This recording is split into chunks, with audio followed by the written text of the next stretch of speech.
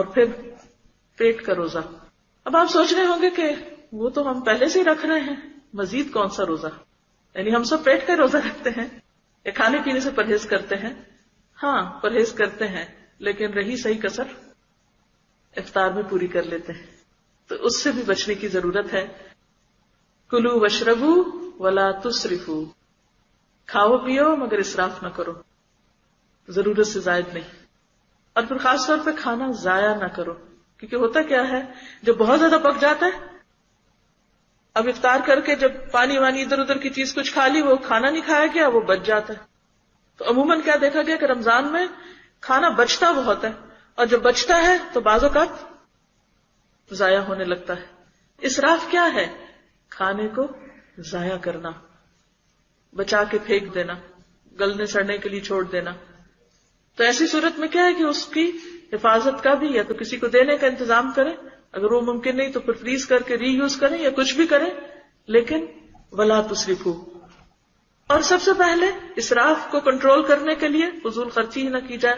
ولا تبذر تبذیرا ان المبذرین کانوا اخوان الشیاطین وکان الشیطان لربہ کفورا. اور اس کے علاوہ جب بھی لقمہ اٹھائیں اور کھائیں اور افطار کریں یا سحری کریں، سوچیں کہ یہ لقمہ حرام کا تو نہیں، سورس آف انکم جو ہے وہ حلال ہے. اور اگر نہیں تو خوب خوب اللہ سے دعائیں مانگے کہ یا اللہ تو ہمیں حرام سے نجات دے کر حلال عطا کر، اور ہمیں اپنے فضل سے غنی کر دے کہ انسان ایسے کسی فقر اور محتاجی کا شکار نہ ہو کہ جس میں وہ حرام لینے پہ مجبور ہو جائے. تو حرام سے بچنا اور بچنے کی کوشش کرنا، اور ان تمام ذرائع کو بھی دیکھنا کہ ہم حاصل کہاں سے کر رہے ہیں اور وہ سورس آف انکم کیا ہے، اور وہ جو کھا رہے ہیں وہ کیا ہے.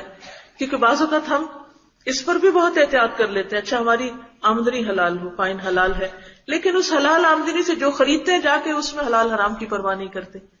بہت سے لوگ روزے کی افطاری کے لیے ایسی فوڈ خرید لیں گے جس کے انگریڈینٹس ہی حلال نہیں ہوں گے. تو اس سے بھی بچنے کی ضرورت ہے، کیونکہ اگر ہم خریدنے کے معاملے میں غفلت کا شکار ہیں اور حلال حرام کی پرواہ نہیں کر رہے اور جو بھی ملا اٹھا لیا، اور یہ کہہ کے کہ یہ تو سب ریجیڈیٹی ہے اور یہ تو بہت باریکیوں میں لوگ پڑ گئے ہیں، نہیں، اس میں احتیاط برتنا بے حد ضروری ہے. اور یہ پیٹ کا روزہ ہے.